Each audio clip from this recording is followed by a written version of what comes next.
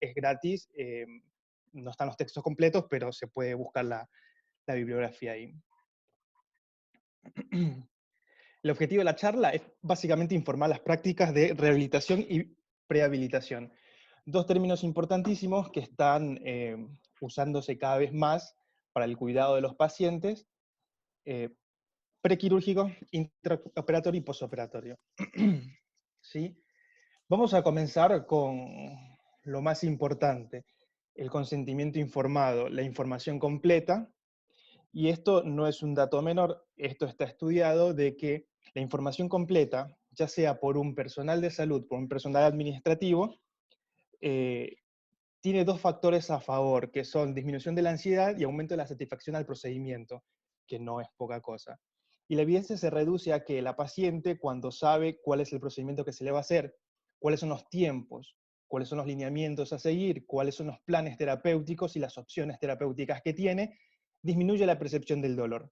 ¿Sí? Esto no solamente interviene el cirujano, el ginecólogo, el obstetra o cualquier especialidad, sino que tiene que ver con un grupo de trabajo entre los enfermeros, cirujanos, médico tratante, oncólogos, psicooncólogos, ¿sí? El consentimiento siempre tiene que ser legalmente escrito, pero tiene que ser verbalizado, tiene que el médico o la persona designada para informar los procedimientos, tiene que explicárselo en un lenguaje sencillo, completo, y cuando digo completo es la parte buena y la parte mala, ¿sí? Y siempre darle el espacio de segundos encuentros. Por lo general, en la práctica nuestra lo que hacemos es tratar de explicarles el consentimiento informado, básicamente la parte quirúrgica entre el intraoperatorio y el postoperatorio, los cuidados postoperatorios y las complicaciones. Y siempre las citamos en un segundo encuentro en la cual la paciente piensa, conversa, asimila y luego se hace una devolución previo a la cirugía. Esto está demostrado que mejora la satisfacción del procedimiento. ¿Qué implica eso? Implica que la paciente ya sabe lo que se le va a hacer, eh, las complicaciones también las sabe, ¿sí? Y sabe, se anticipa o sabe cómo mejorar el cuidado de esas complicaciones. La verdad no sé si hay alguna sociedad científica que tiene hecho un cuestionario acerca de satisfacción de procedimientos quirúrgicos. Básicamente, yo como hago mama y mi experiencia en mama, hay un cuestionario que es el BreastQ, que es básicamente un cuestionario de satisfacción de procedimientos de todo tipo, ¿sí? Que va desde la esfera sexual, psíquica, física, imagen corporal, procedimientos quirúrgicos, radioterápicos, oncológicos, y lo que tiene que ver con la entrevista del cirujano, la capacidad de comunicación, la empatía con el cirujano, con el radiooncólogo, con el oncólogo, y la satisfacción con el procedimiento, que es prequirúrgico y postquirúrgico, la imagen corporal prequirúrgica, postquirúrgica, la relación, la percepción de la imagen corporal, del deseo sexual, de lo físico, de la simetría, de las cicatrices, de la cosmesis de la persona, y también del equipo de trabajo, donde se evalúa el cirujano, anestesiólogo, enfermero, ayudantes, y la parte administrativa. Esto por lo general una buena herramienta que nos permite a nosotros evaluarnos primero cómo trabajamos, y segundo, en qué parte estamos fallando, y tercero, qué es lo que esperan o las expectativas que tienen las pacientes antes de la cirugía y después de la cirugía. Cuando uno implementa el BreastQ, uno se da cuenta cuáles son las expectativas que tienen las pacientes de la cirugía. Esto hablándolo en mama. Si uno lo traspola a cualquier otro tipo de campo quirúrgico, es lo mismo. ¿Sí? Primer concepto fundamental, prehabilitación. La prehabilitación es un proceso, ¿sí? Que tiene que ver desde que nosotros conocemos a la paciente, le informamos el diagnóstico, le planteamos una ruta a seguir con tratamiento quirúrgico, no quirúrgico, oncológico, adyuvante, no adyuvante, cuidados de enfermería, posibles complicaciones, posibles efectos adversos. Y nos anteponemos ante las cosas que pueden hacer que este plan de ruta no se lleve a cabo, como por ejemplo la ansiedad de la paciente, el desconocimiento, la falta de cobertura médica, eh, la parte administrativa, y nos anteponemos a las deficiencias. ¿Con qué fin? Con fin de que esta paciente pueda llegar a tener el tratamiento óptimo en los plazos razonables, ¿sí? Y que estas cosas de prehabilitación, que en nuestro medio a veces nos excede el sistema de salud y tiene que ver más con lo administrativo, pero que no hagan que demore el tratamiento y que no haga que se pierda tiempo hasta que la paciente pueda llegar a tener un tratamiento. Y obviamente las partes físicas. En este apartado vamos a hablar solamente de las partes físicas, lo psicológico no lo vamos a topar, y lo administrativo, bueno, eso es idiosincrático de cada lugar.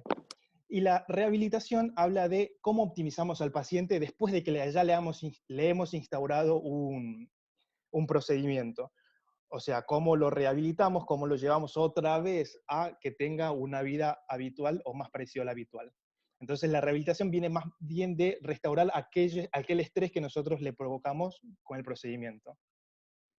Bueno, el protocolo ERAS sí, el protocolo ERAS básicamente comienza tipo 2009, 2008, acerca, y no pasa por gineco, la experiencia de gineco es traspolar simplemente los trabajos retrospectivos y eh, los estudios aleatorizados que hacen las escuelas quirúrgicas oncológicas colorectales. Entonces, mucha de la información que nosotros traspolamos de esas cirugías a nuestras cirugías. ¿Por qué? Porque realmente el protocolo ERAS en ginecología tendrá 4 años, no, 8 años más o menos. En el 2012 recién se hace el primer protocolo ERAS destinado a cirugía ginecológica y oncológica, con una nueva revisión en el 2016, y antes de eso no se tiene datos ni estudios prospectivos que tengan más de 10 años de control, entonces lo que se utiliza es la experiencia de otros, ¿sí? Entonces por eso es que en ciertos puntos el nivel de evidencia es bajo. Pese a que la recomendación sea fuerte, el nivel de evidencia es bajo porque no fueron hechos en pacientes ginecológicas. ¿Qué tiene que ver? La alimentación, la psicoprofilaxis y el ejercicio, obviamente de eso no vamos a hablar, pero sí vamos a hablar de la anemia, tabaquismo, diabetes y alcohol, que si uno se pone a pensar en la paciente ginecológica, la gran mayoría son anémicas porque sangran, por miomatosis, por cánceres exofíticos, cánceres sangrantes, muchas fuman, muchas son obesas, muchas son diabéticas, ¿sí? Y algunas que otras alcohol. Entonces, esto lo tenemos que tener presente. ¿Por qué? Porque el hábito de fumar está asociado a retardo en la cicatrización, ¿sí? Aumento de las enfermedades pulmonares, mala ventilación en el momento de la cirugía, aumenta el riesgo de TBP por daño del endotelio propiamente por el cigarrillo, ¿sí? Entonces te produce riesgos perioperatorios y posoperatorios, ¿sí? Eh, y lo que se sabe es que siempre que uno quiera poner a una paciente en turno quirúrgico que sea fumadora, y esto es aplicable en cualquier cirugía ginecológica o mamaria, que la ponga en turno quirúrgico, tiene que por lo menos haber un cese tabáquico y de alcohol por lo menos de 4 semanas antes. 4 semanas antes está demostrado que disminuye la morbilidad perioperatoria, no la posoperatoria, pero la perioperatoria, que por lo general tiene que ver con hipoxemia, la mejora. La posoperatoria, nada, mala. ¿Sí? La anemia siempre tiene que ser tratada preoperativamente. No podemos operar, salvo que sea una urgencia extrema, una paciente con por lo menos hasta 10 de hemoglobina. Por debajo de eso no es seguro, por mayor tiempo de anestésico, ¿sí? Y siempre se tiene que tratar preoperatoriamente. Por lo general, casi el 80% de las pacientes son anemias ferropénicas, por lo general, o por pérdidas. Entonces, con cursos de hierro, por lo general se pueden reponer. Y uno no las opera hasta que no esté resuelto eso, ¿sí? Inclusive, los tratamientos adyuvantes van de la mano de, en caso de las miomatosis, de parar el sangrado con medicación y suplementarlas con hierro. Y en el caso de las oncológicas, suplementarlos con hierro. Hierro oral, hierro endovenoso, hierro intramuscular, la verdad que el intramuscular duele mucho, no tiene buena adherencia al tratamiento por el dolor. Entre el oral y el endovenoso tiene que ser internado y por lo general genera mucha flebitis. Entonces, la biodisponibilidad del hierro es muy buena por vía, el hierro, el polimaltosado por vía oral es muy buena, y se ha visto que en un 70% mejora en un ciclo de 2 meses. Entonces, para pacientes oncológicas está bueno. La transfusión preoperatoria no sirve de nada porque no mejora los depósitos de hierro, que en definitiva son los que van a hacer que ese el glóbulo rojo que se transfunde sea útil. Entonces, no sirve. Preparación intestinal. Esto es gran experiencia de las personas que hacen cirugía general, que saben que el grado de recomendación es fuerte y la evidencia es fuerte. Hay 2 trials grandes donde se hicieron preparación intestinal en pacientes con resecciones oncológicas por tumores de colon y resecciones oncológicas por tumores avanzados de ovario. Y se vieron que, por lo general, preparar el colon previo no mejora ni la infección de sitio quirúrgico, ni la disencia de suturas, ni la fístula de suturas. Y no reduce la mortalidad. Entonces, hacerlo o no hacerlo da exactamente lo mismo. La diferencia es una cuestión de satisfacción de procedimientos, de que la paciente literalmente o se deshidrata, o el hecho de estar con diarreas osmóticas es bastante desagradable. Entonces se trata de no hacer, salvo que sean pacientes que vayan a tener grandes resecciones, ¿sí? Y en los cuales uno lo que tenga que hacer es disminuir el volumen de materia fecal en esas grandes resecciones, pero son casos puntuales. Hacerlo de rutina no está recomendado. Premedicación anestésica. Esto me recuerda mucho cuando yo era residente. Mi jefe de residentes siempre nos invitaba a las pacientes, por lo general, que eran hipertensas o tenían algún problema oncológico, darle el típico clonazepam para que pueda dormir. Está bueno porque entraban bastante sedadas. Pero ¿cuál es el tema con este tipo de pacientes que son viejas o que uno les va a reducir la ansiedad para que no se hipertensen o para que entren mejor o para que la satisfacción del momento estresor de la cirugía sea mejor? Era que, por lo general, la premedicación anestésica o preanestésica tiene una tasa de disminución de la movilidad posoperatoria, ¿sí? Por sedación, por miedo, por hipotensión. Entonces no se recomienda. Están recomendados en casos particulares simplemente dar benzodiazepinas de acción corta, que duran 4 horas, en los cuales se puede hacer la cirugía y después al despertar no tengan el efecto resaca o no tengan el efecto adverso de las benzodiazepinas. Por lo general es de uso prequirúrgico inmediato, ¿sí? Y no se tiene que usar de rutina y no con benzodiazepinas de vida media larga, por ese efecto. Y obviamente no opioides. Acá no mucho, pero este protocolo de ERAS está hecho en gran mayoría con hospitales de Estados Unidos. Entonces en Estados Unidos se usa mucho los opioides, les encanta. Entonces la tendencia hoy por hoy es tratar de sacar el uso de opiáceos para no generar la dependencia. Ayuno preoperatorio, eso también es una costumbre arraigada, pero muy, muy adentro, de literalmente cagar de hambre a las pacientes para que entren bien ayunadas a la cirugía. Lo cual no tiene mucho sentido científico. ¿Por qué? Porque en realidad lo que hace es aumentar la resistencia a la insulina, producir hipoglucemias postoperatorias, ¿sí? Y disminuir la movilidad, porque obviamente los que hemos pasado mucha hambre sabemos que cuando uno tiene hambre quiere estar acostado, no se quiere mover, todo le fastidia, le molesta, ¿sí? Le produce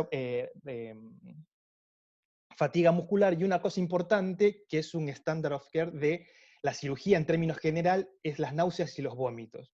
La paciente ayunada, mucho tiempo ayunada, con dolor, aumenta la tasa de vómito. Y no hay nada peor que tener una herida en el abdomen y estar vomitando, ¿sí? Entonces, ¿qué es la propuesta o cuál es la propuesta de la Sociedad de ERAS? Es mejorar la ingesta de carbohidratos rápidamente y tener las bebidas con carbohidratos por lo menos 2 horas antes de la cirugía. O sea, el vaso de jugo o bebida blanca 2 horas, como mínimo, 2 horas antes de la cirugía. Eso mejora la resistencia a la insulina, mejora la hipoglucemia postquirúrgica.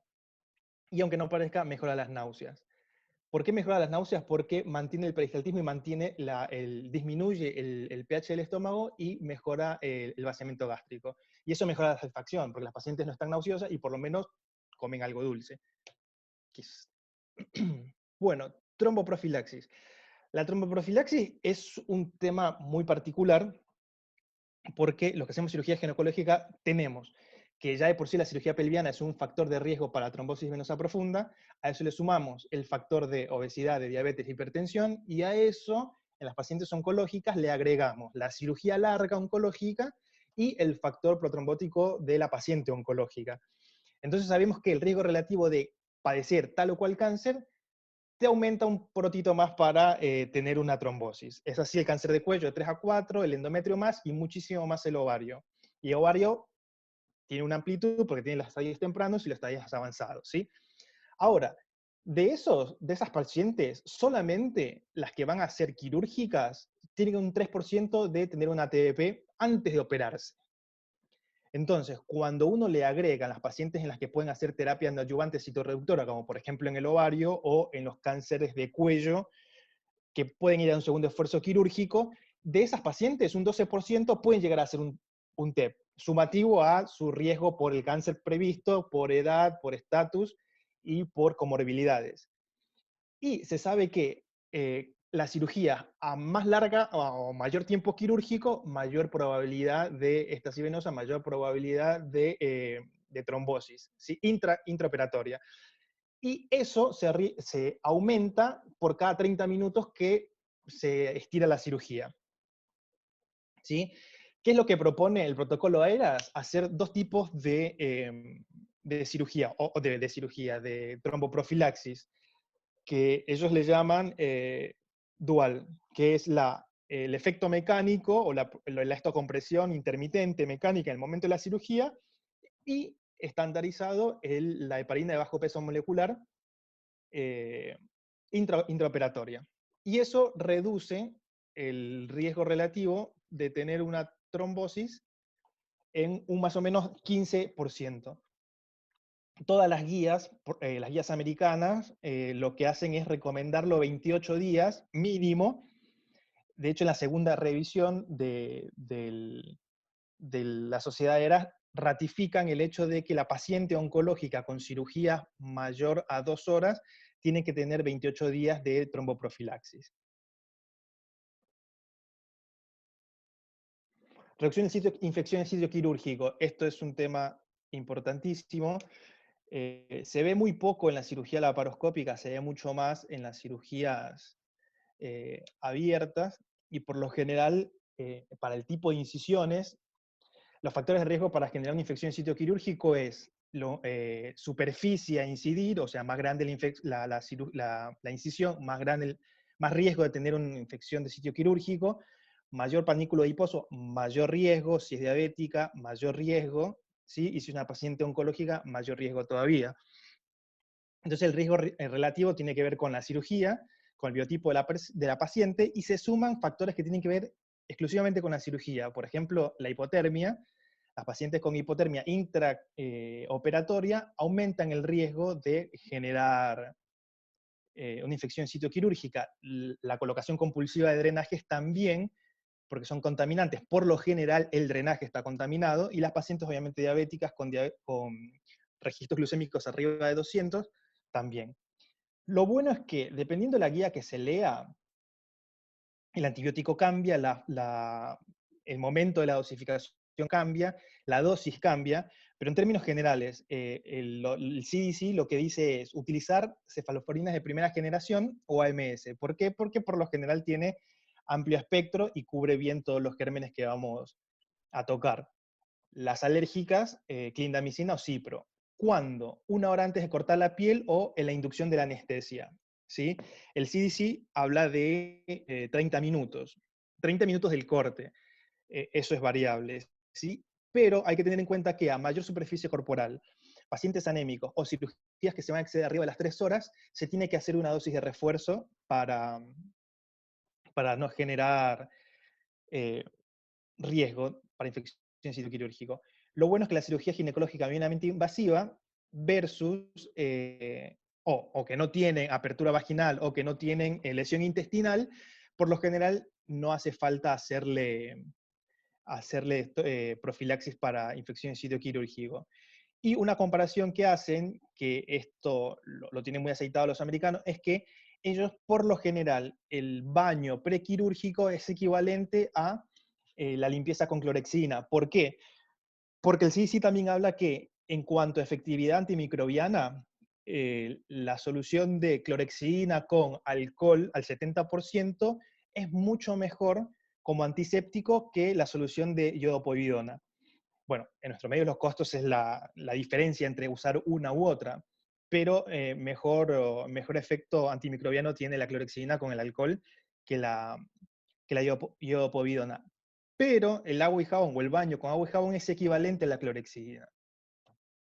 O sea que con un baño sería suficiente. Como dije hace un rato, es un estándar de cuidado el manejo de las náuseas y los vómitos. ¿Cuáles son los predisponentes? Por lo general, los anestésicos de larga duración, ¿sí? No nos vamos a meter en territorio del anestesiólogo, que ya de por sí es bastante duro. El uso de opioides, los ayunos prolongados, las cirugías largas, pacientes arriba de 50 años, la cirugía mínimamente invasiva y la obesidad.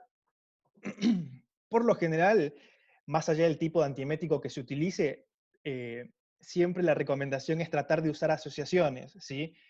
Una de las asociaciones más usadas son la metoclopramida, el Reliberan, junto con la dexametasona. El problema con la dexametasona es que no se puede utilizar en cursos más allá de 24 horas por el problema del manejo de las glucemias, y segundo, porque predispone a los edemas. Entonces se usa más de posoperatorio inmediato o intraoperatorio, y siempre asociado con algún otro antiemético, como metoclopramida, ondansetron, inclusive el midazolam, como relajante muscular de corta duración, sirve también. Tema importantísimo, que esto lo charlábamos hace unos días con Pablito a propósito de un caso, es el manejo de la hipotermia.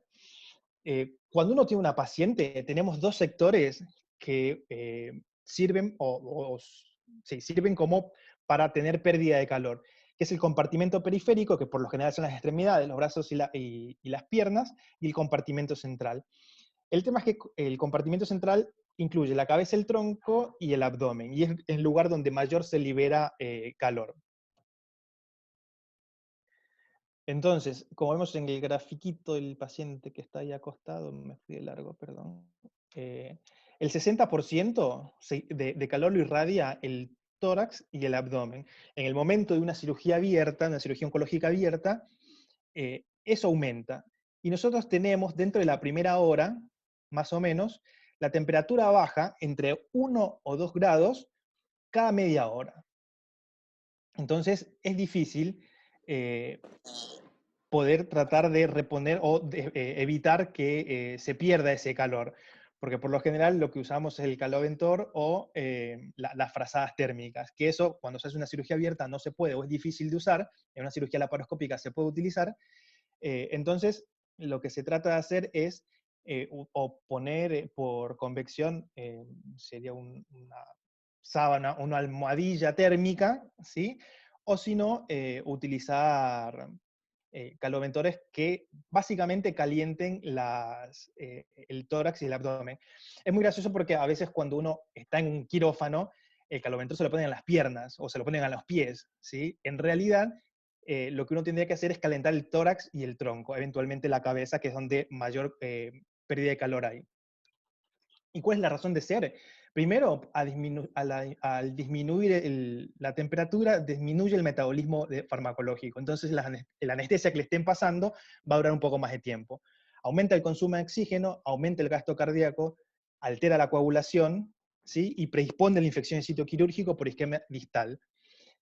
Para el cuidado, calor seco, o arriba o abajo, o con la almohadilla térmica o con un caloventor, pero bien colocado. Infusiones tibias, y ojo con las infusiones tibias, que yo toco el Baxter y creo que está caliente, pero el líquido adentro está frío, ¿sí? Y por lo general, cuando uno hace control de la temperatura ideal son 36 grados nasofaringia. No se toma ni en la axila, ni en la boca, ni en la oreja, ni en el recto. Es nasofaringia 36 grados. Eso sería óptimo como para que la paciente esté bien cuidada. ¿Por qué?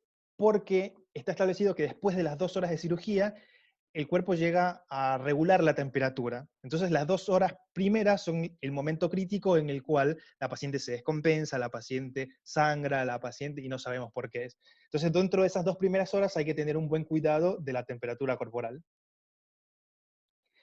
Equilibrio hidroelectrolítico, otro tema dificilísimo entre el clínico, el cirujano y el anestesiólogo. Eh, las palabras claves son normovolemia, balance cero, hipotensión controlada. Habitualmente nosotros estamos acostumbrados, principalmente los que hicimos obstetricia alguna vez, que para la hipovolemia hay que ponerle volumen, ¿sí? Pero a veces no es suficiente, no es suficiente. ¿Por qué? Porque en una paciente que está siendo intervenida y que se busca la relajación muscular, la hipotensión, eh, uno le pone el volumen, ¿sí? Y lo que hace es redistribuir eso que está en el intravascular al extravascular y genera edema. Y el edema es el peor enemigo de la recuperación de un paciente quirúrgico.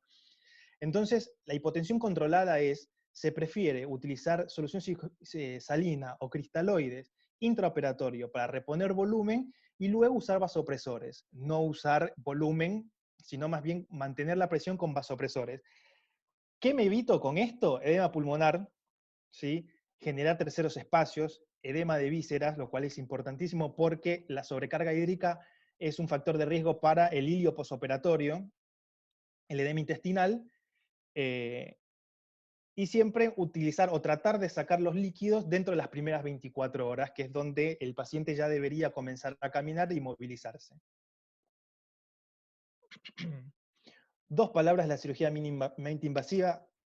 Es un estándar de cuidado también la cirugía mínimamente invasiva, y el ERAS lo pone como a lo que hay que aspirar, básicamente. Si bien es cierto, hay pacientes que no son susceptibles de, o no son tributarias de hacer una cirugía mínimamente invasiva, lo que se trata es llegar a eso, tanto en las cirugías de bajo débito, o sea, las cirugías de estadios tempranos, como con las cirugías de estadificación o de control de daños, en los cuales uno lo que trata de evitarle a la paciente es morbilidad. ¿Qué es lo que hace? Reduce el estrés.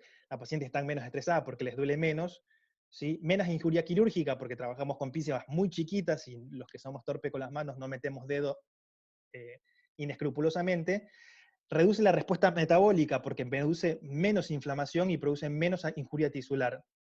Menos dolor, mayor satisfacción porque la paciente se va a hacer cicatrices, se va sin dolor abdominal y principalmente puede comer rápido y puede deambular rápido. Y en las pacientes, obviamente, que tienen cánceres que son localmente avanzados o ya metastásicos que uno hace de diagnóstico, les disminuye la morbilidad. En mis tiempos, las primeras laparotomías que hice por cáncer de ovario o por endometrios avanzados eran medianas y que cerraban el año del arquero. Bueno, con la cirugía mínimamente invasiva es simplemente colocar 1, 2 trócares, 3 trócares para hacer biopsia y hacer un mapeo de la cavidad y listo, y cerramos. Entonces disminuimos la morbilidad en las pacientes avanzadas. Con la cirugía convencional, bueno, ya sabemos la sobrecarga hídrica, la fatiga, la inapetencia, más la cosmesis, que no es un dato menor. Sobre ella. Entonces, está bueno tenerlo muy, muy presente.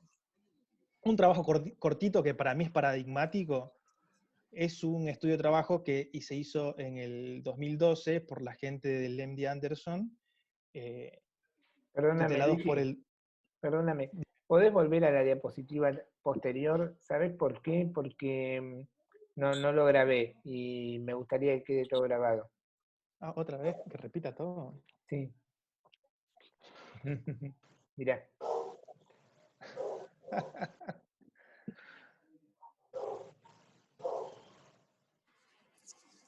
3, 2, 1, ya. Bueno, en la cirugía mínimamente invasiva como estándar de cuidado de las pacientes, no solamente oncológicas, todas las pacientes ginecológicas, todas las pacientes que van a entrar a la cirugía. Reduce el estrés, mejora la injuria, mejora la respuesta metabólica, menor pérdida hemática, menor dolor, mayor satisfacción de la paciente. Y quiero marcar esto porque me parece importante que la satisfacción de la paciente no es un dato menor, principalmente por los centros de regulación y de estudios estadísticos en Estados Unidos, la tasa de satisfacción y la de recitado o segundas intervenciones es un marcador de calidad en salud muy importante, muy importante. ¿Por qué? Porque se fijan, ¿por qué una paciente fue operada 2 veces, 3 veces, 4 veces? ¿Cuál fue el motivo de la cirugía?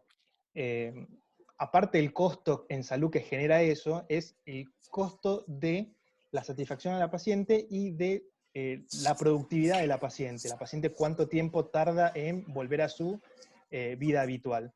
Entonces es un tema no menor porque eso lo instrumentamos nosotros. Entonces, tener que la paciente, no digo que sea un paseo por el parque, pero sí que tenga el mejor recuerdo o la mejor experiencia de su evento quirúrgico.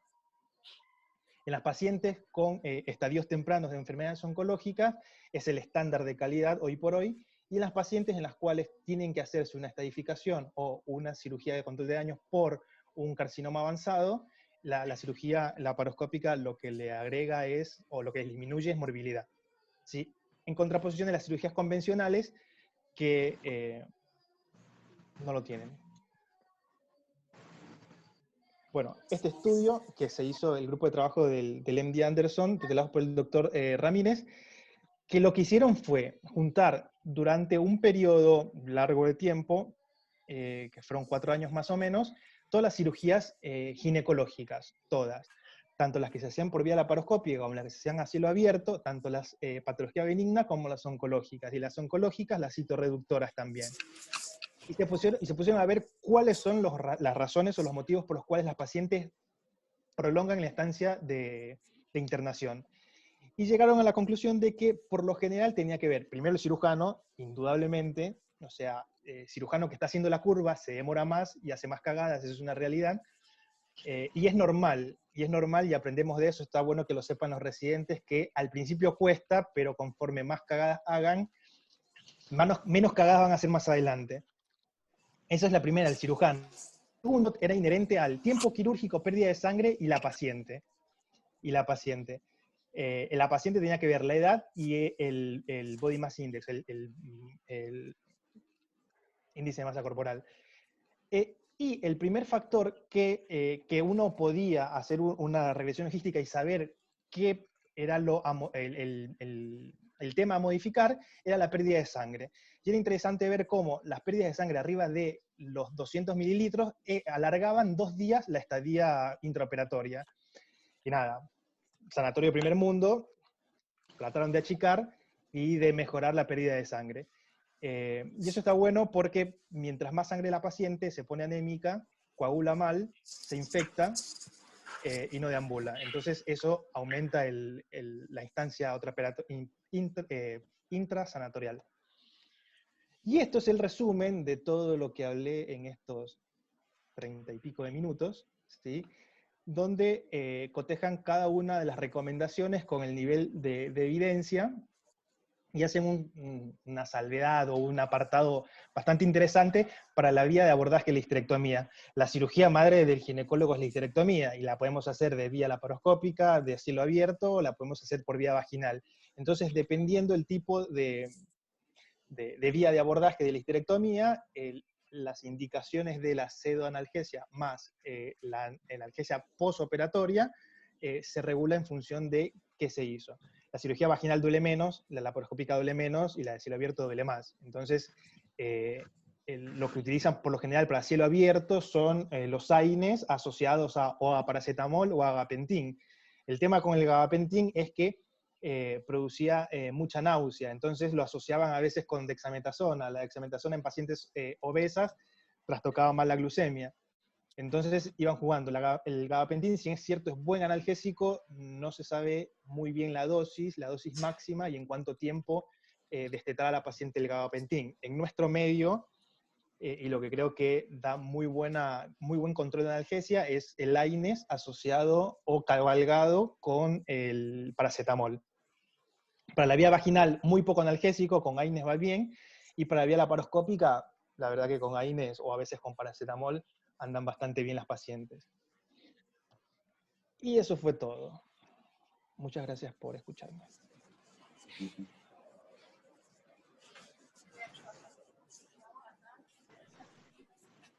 Bueno, muy, muy bueno, Luis.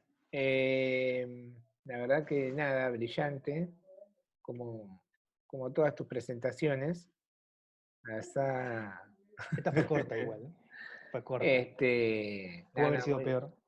muy linda, muy clara, muy novedosa y muy lindo para discutir todo lo que aprendimos clásicamente sobre, sobre cirugía y los manejos peri y posoperatorios e intraoperatorios. La verdad que es maravilloso lo que propone Eras. Eh, Esto, como Hola, dijo ¿puedo seguir? Luis, ¿No? ¿eh? ¿Eh? Como como dijo Luis, esto empezó por un grupo de cirujanos coloproctólogos y después se fue Hola. traspasando a otras especialidades. Eh, Sí, con respecto, 9555-45. copien el número, con respecto a lo que es todas estas recomendaciones, incluso salen, previamente se intentaron protocolos así de este tipo, por ejemplo, todo lo que fue el desarrollo del Fast Track Surgery. eh, Más tarde se desarrolló el ERAS. Y bueno, nada, propone muchos cambios. Ellos, cuando uno quiere contratarlos, tiene que pagarle a ERAS, y ERAS va haciendo de manera progresiva la instalación de todos estos cambios. Acá en la Argentina lo pudo hacer el italiano, y no sé si lo pudo hacer el alemán, me parece que andaba atrás. Me pasa que es bastante costoso y es muy difícil la adherencia a todo ese tipo de cosas, porque vencer todos estos preconceptos que nosotros tenemos es muy difícil. Por ejemplo, sabiendo el tema de los drenajes, una de las cosas que nombró Luis es que dejar un drenaje no previene absolutamente nada y que incluso es contraproducente. Sin embargo, yo no puedo dejar de poner un drenaje en cirugía compleja. Y no puedo, no lo puedo dejar de hacer, y yo ya sé que la evidencia está en contra, y no lo puedo dejar de hacer. Así muchas otras cosas, qué sé yo, conocemos grandes cirujanos que siguen preparando el colon, y, y con toda la evidencia dice, pero yo lo hice siempre así, y chau, se acabó, y lo hice siempre así, y va, y le manda el enema, y le manda ¿cómo que se llama? Los osmóticos estos, ¿viste? Así que, bueno, o el ayuno, dice ahí Fabiola, tal cual. El ayuno, los anestesiólogos tienen manejo y conocimiento de todo esto, y sin embargo, muchos convencerlos de que el ayuno de 8 horas no es necesario, es casi imposible, y te suspenden una cirugía. Eh, y la evidencia está toda a favor de que el paciente va a estar mejor, pero no hay caso, no hay caso, no hay caso. Eh, Nada, me gustaría escucharlos un poco, qué les pareció a ustedes, qué les llama la atención, qué se animarían a cambiar de su práctica diaria. Nosotros cambiamos montones de cosas, pero hay cosas que nos cuestan, como por ejemplo el tema de los drenajes. Yo tengo una pregunta.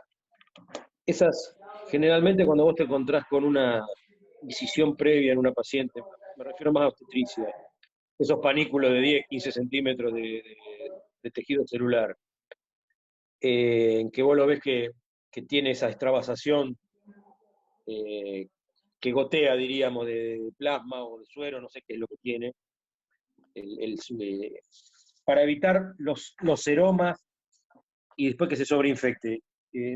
¿No es de buena práctica entonces dejar una lámina, por ejemplo, un rubber?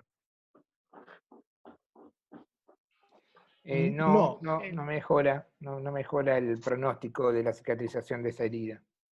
No. Es un tema bastante discutido. Yo que hago patología mamaria, el tema de colocación o no colocación de drenajes. En realidad, la mayor incidencia de seromas, por lo general uno lo ve a la semana, no lo ve a los 2, 3 días. Entonces, mantener un drenaje para evitar un seroma una semana es contraproducente por las infecciones. La realidad es que la paciente con colgajo adiposo, si va a ser uno lo vería más como qué tipo de sutura haría que me selle y me genere un seroma, o el típico gordita hacerle puntos separados para que drene en el caso de que haga el seroma. Pero el drenaje no.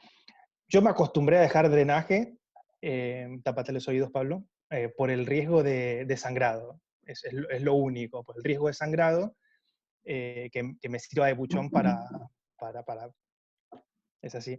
Ya sé que si está sangrando no hay que cerrar, pero por el riesgo de sangrado. Después para el seroma no, porque no lo puedo controlar. Pacientes gordas van a hacer seroma.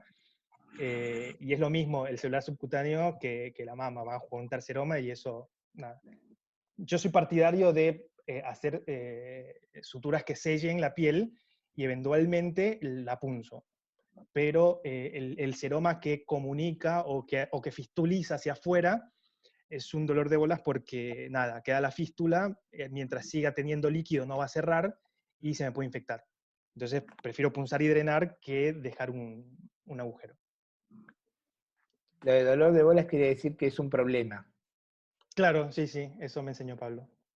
Hola chicos, Sebastián. Seba, ¿cómo va? Buenas noches. Bien, Pablito, bien. Escúchame, Luis y Pablo, ustedes hablaron de cuando empieza la charla, Luis empieza hablando del protocolo ERAS 4 o 5 años atrás. Bueno, a mí me gustaría, y voy a ser obsesivo con esto, que los residentes de mi servicio se metieran en la computadora y leyeran el curso de seguridad que yo hice en el CEMIC. ¿Por qué? Porque gran parte de lo que dijo Luis inicialmente está escrito ahí, ¿sí? Y van a entender lo que significa trabajar tranquilo. Y eso nos va a dar tranquilidad a nosotros como profesionales. Parte de lo que es el protocolo ERAS en realidad está formulado en el curso de seguridad del paciente, ¿sí? Este curso tuve la suerte de hacerlo en el CEMIC, así que fue bueno y comparto totalmente la opinión. Con respecto al seroma, comparto la opinión de Luis. Es mejor punzar, Javier. Yo sigo dejando como en la época de la prehistoria, le dejo una laminita ahí, me voy contento a mi casa, duermo tranquilo. No, porque corres el riesgo de infección después. No tiene Mira, sentido. yo, por eso, yo te digo, las que no le he dejado, se me han infectado. Bueno, Javi, ¿vos te acordás cuando nosotros investigábamos, cuando estabas en la residencia? Que vos nos dejabas las pastillas puestas, nos dejabas las pastillas puestas y estábamos investigando cómo trabajar con el misoprostol. ¿Sí? Sí. Cuando acá en Argentina todavía no se hacía nada de eso. ¿Te acuerdas de eso? Bien. Me acuerdo, me voy a acordar. Prendían a las 8 de la noche cuando yo estaba volviendo.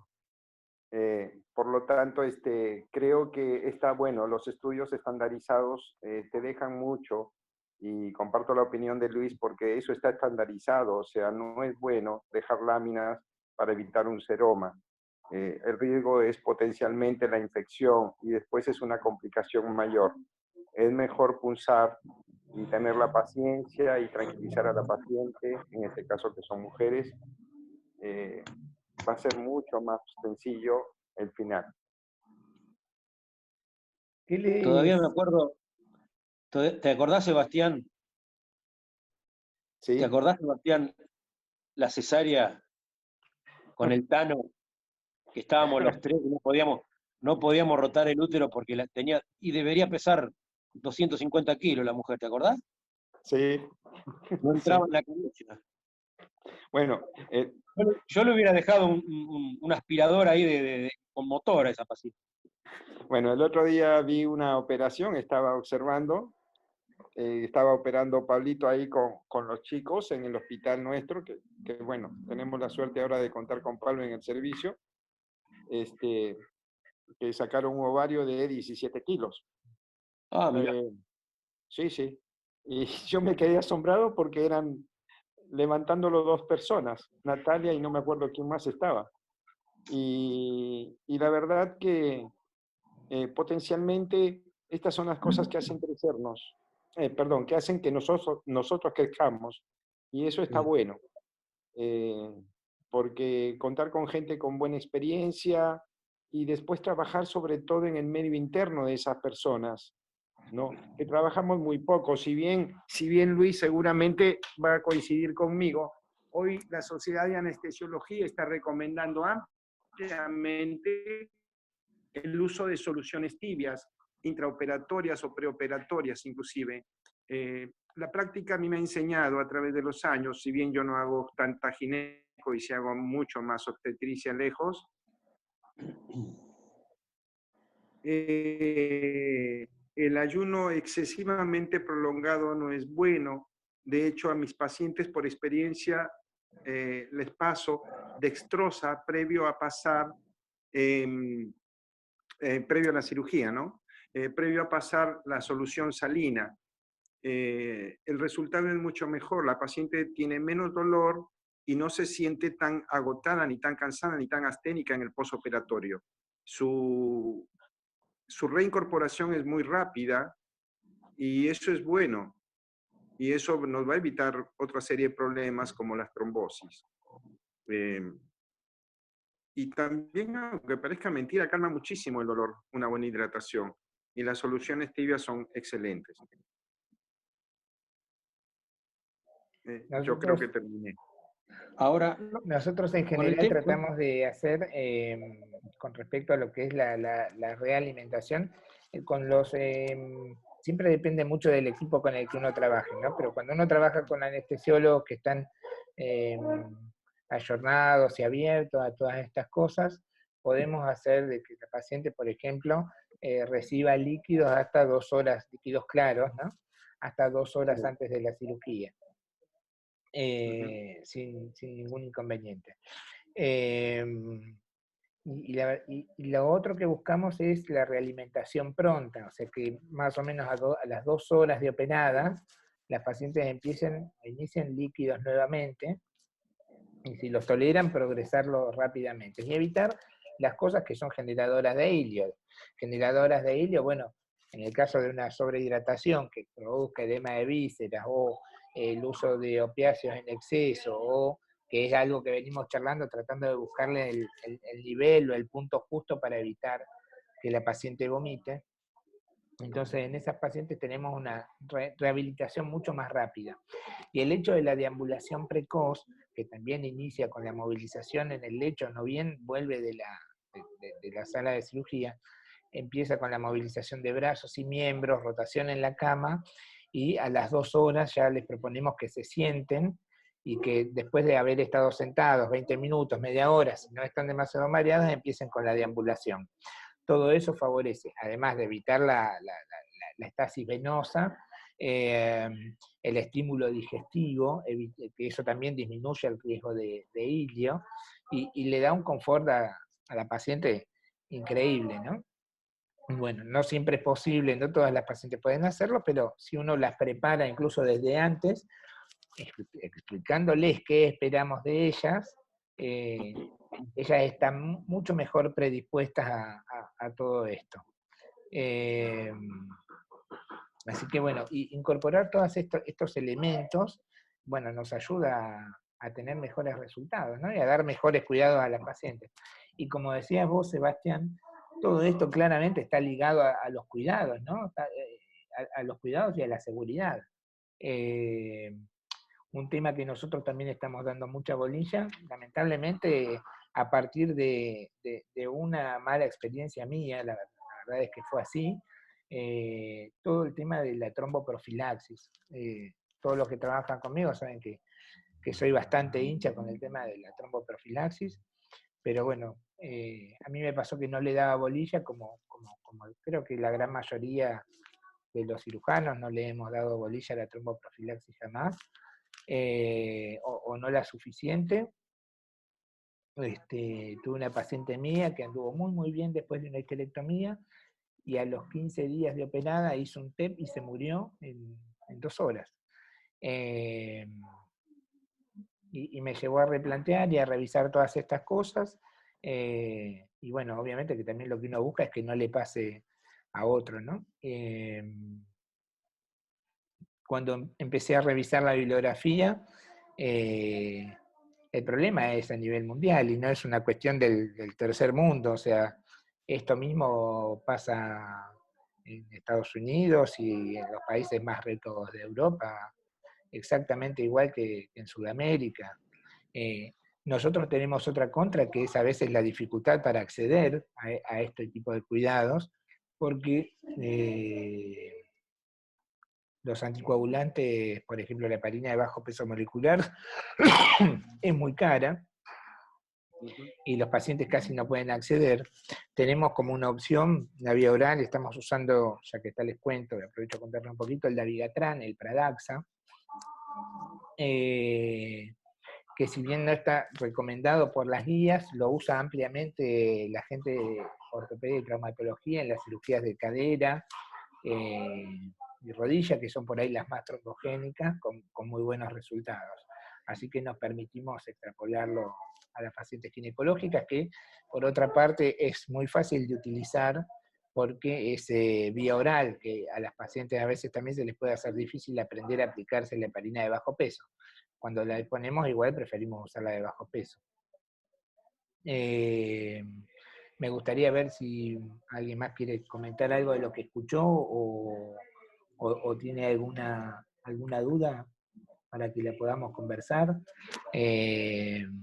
Carrizo, si querés acotar algo de la parte de infecto o de la parte clínica, la hiperinsulinemia y todas esas cosas.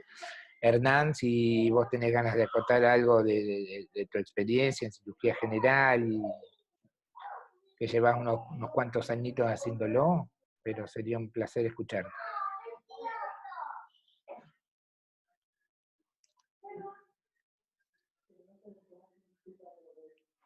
Están en silencio.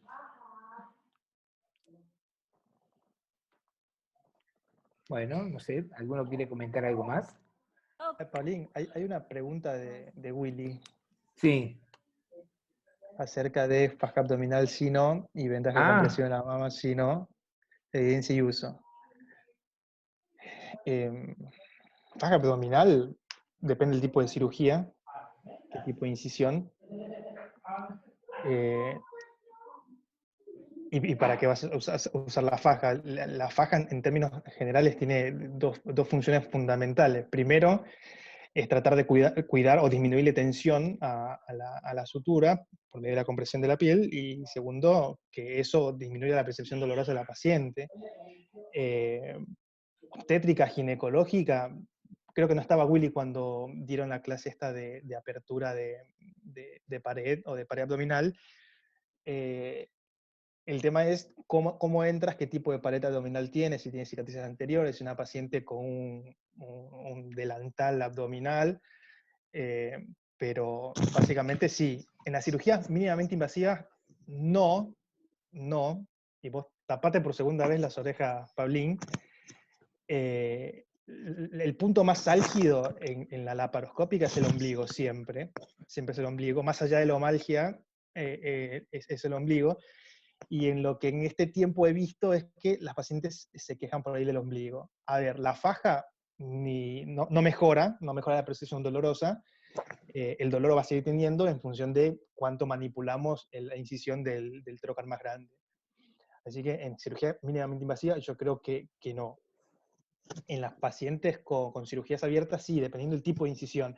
Principalmente a mí la que más me preocuparía, la más eventrógena, la mayor tasa de dehiscentes y todo eso, las incisiones medianas.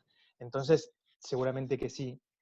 Y en mama, yo soy partidario del vendaje no. Yo, por la escuela de donde vengo, vendaje no. A mí, más allá del hematoma o el seroma, que me lo van a hacer con o sin presión, o sea, con o sin vendaje, lo que más trato es de que la presión de la faja o de la venda no desvitalice la sutura que yo hice en la mama. Entonces trato de no presionarla compulsivamente para que no haga,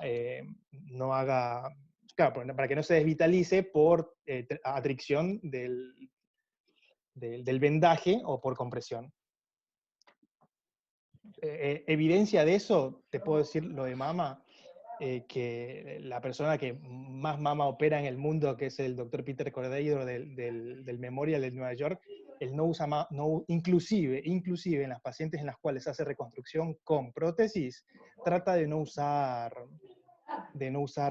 compresión mamaria, por lo mismo que te acabo de decir, para no afectar la vascularización de la piel.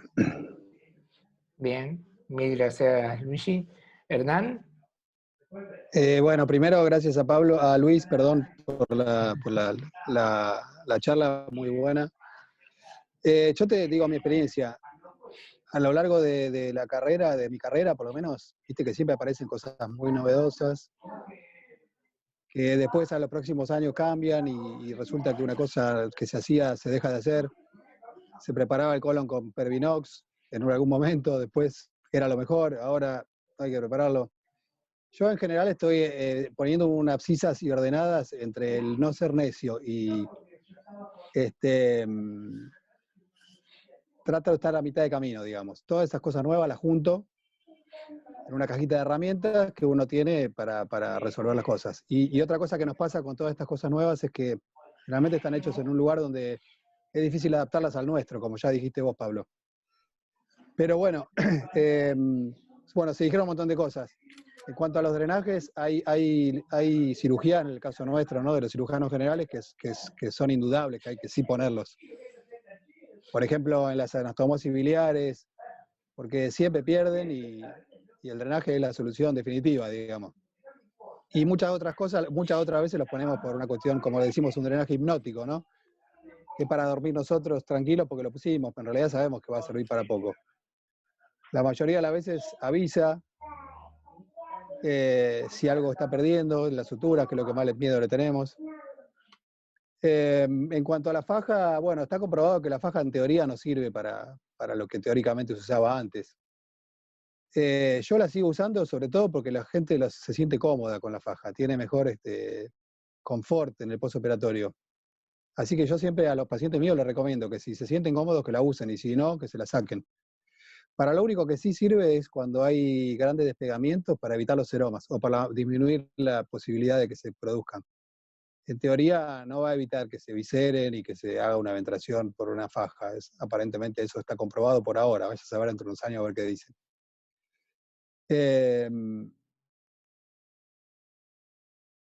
No sé qué más, se habló demasiadas cosas. Con respecto al ayuno me gustaría saber qué dicen los anestesiólogos. En general son reacios al ayuno tan corto por el tema de la intubación y del vómito durante la intubación. Y también depende de otras cosas, ¿no? Pero viste que a veces el ayuno cambia si es el medio privado, el medio hospitalario. Pero bueno, los conocemos, viste que tienen vueltas. Excelente, excelente. Re lindo aporte. Mirá, no sé, ¿lo tenemos ahí disponible a Mariano? ¿Está Mariano por ahí? Porque por ahí sí está Mariano Esteves, si escuchás. Pará, porque está con los mellizos, Pablo. Oh, justo. ¿Viene él o vengo yo? Bueno, ¿Pero está qué bien. querés que le pregunte? Lo del ayuno. Sí, yo lo escuché eso. Es medio controvertido, pero ahora está con los mellis. Y aparte habría que ponerlo en tema de la charla. Está bien, igual contesto yo por el lado de Mariano, y conozco muchas posiciones distintas. Por el lado, Mariano es anestesiólogo. No tiene, él lo de la sí, porque estaba en ayuno, siempre lo putea al colega. ¿De qué? ¿Por el ayuno? Yo he tenido... Porque él siempre dice que el ayuno que suelen pedir es exagerado. Está. A mí me bancó 2 horas de ayuno. Por eso, él está a favor de eso. Para líquidos y para sólidos me pide 6 a 8 horas. 6 es el ERAS y 8 es la Sociedad de Anestesiólogos. Depende si son líquidos claros o no. Yo te digo que he tenido alguna discusión y he ido a la página de la Asociación de Anestesiología para ganarle la discusión a los anestesiólogos y ahí está bien especificado. No recuerdo que sean menos de 4 horas, no vi ningún ayuno, que me acuerde.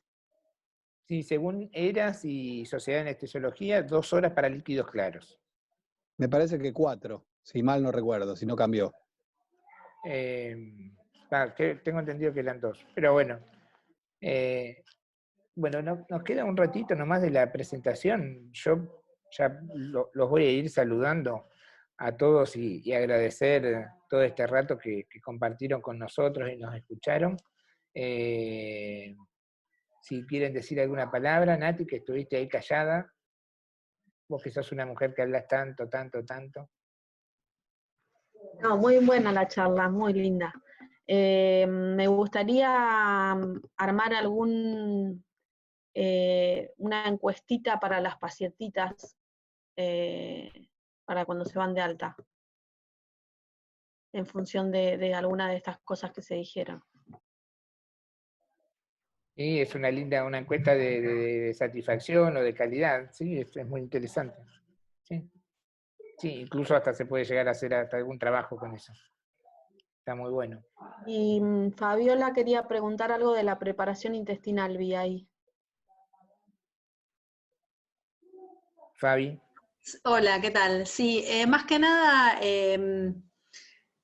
bueno, yo me formé preparando el intestino, después seguimos preparando el intestino y cada vez por ahí un poco más agresivos en la cirugía oncológica de ovario, donde por ahí intentamos hacer una citorreducción máxima y por ahí hay alguna resección anastomosis. Bueno, no sé qué pasa con qué piensa el cirujano, el doctor Brizuela, de la preparación intestinal, y bueno, y el expositor Luis, que la verdad que me encantó todo lo que dijiste, con el tema de los drenajes, bueno, un montón de cosas que hay que empezar un poco también a modificar, a intentar animarse a modificar, ¿no es cierto? Pero bueno, de la preparación intestinal, sabemos que por ahí para una cirugía laparoscópica uno, bueno, puede pensar en no prepararlas, pero en la cirugía oncológica de ovario, y no sé si no la preparo, me costaría no prepararla. Mira, te cuento algo que me pasó justamente con cosas así nuevas. Hace unos años apareció en el caso de las diverticulitis colónicas, apareció la moda de sutura primaria, o sea, resecarla, es un abdomen agudo, de resecar el colon y anastomosarlo de una. Cuando antes jamás se hacía eso, se hacía un Harman o se derivaba, Claro. o se drenaba, pero jamás se anastomosaba. Bueno, en un congreso de cirugía vinieron de la escuela de Madden, me acuerdo, diciendo que había que hacer sutura primaria, que somos todos tiburones, y obviamente lo intentamos, y la verdad a mí me fue muy mal, muy mal me fue. O sea, lo hice en el sanatorio, lo hice en el hospital, con el lavaje intraoperatorio, y la verdad me fue malísimamente mal. Así que hoy día no lo recomiendo a nadie, porque realmente digo, por ahí por el tipo de paciente que nosotros tenemos, ¿viste? Que generalmente son ancianos o malnutridos, un montón de cosas más que tienen, y a mí me fue mal y en varios casos, y no lo repetiría, hoy día no lo hago. Prefiero, poniendo el riesgo-beneficio, no me animo a hacerlo. Y la preparación colónica, el problema de no preparar el colon es, bueno, en el caso nuestro, que nosotros vamos sí o sí a suturar el colon cuando lo preparamos. Claro. Y te podés arrepentir mucho en el intraoperatorio si tenés el colon lleno de decíbalos y tenés que anastomosarlo y ya es tarde para prepararlo. Así que, si bien es cierto que la preparación colónica es bastante traumática, sobre todo para los ancianos, he visto algún muerto por la preparación solamente, o sea, el Varex y el Fosfodom y todo eso, te depresionan, y en un paciente viejito que no está bien armado, por ahí se lo lleva la preparación. Así que a veces adaptamos la preparación, por ahí con enemas, alguien que no está muy preparado para recibirlo, pero la verdad que no me animo a no preparar el colon. Me parece como que le agregamos una dificultad más a la técnica. Por ahí tiene razón el doctor cuando dijo, y no dudo de los estudios que hicieron, que por ahí te dé mejor postoperatorio, no lo discuto. Pero en cuanto a la técnica se complica, si tenés un colon sin preparar y le tenés que resecar y anastomosar, hemos estado noches en la guardia con el campo lleno de mierda porque no tenés manera de dónde ponerlo, ¿viste? En ese momento. Sí. Es así. Así que soy bastante reacio a no prepararlo. He dejado de preparar, por ejemplo, en la cirugía menor, hemorroides, que antes era una norma que se preparaba al paciente, ahora no se prepara nunca más a nadie y absolutamente no pasa nada. Pero en la cirugía colónica puntualmente me costaría mucho dejar de preparar a los pacientes. Puede ser, para responder dos cositas, en el ovario avanzado, la recomendación es puntual. La paciente que uno sabe que le va a ir a hacer una citorreducción y eventualmente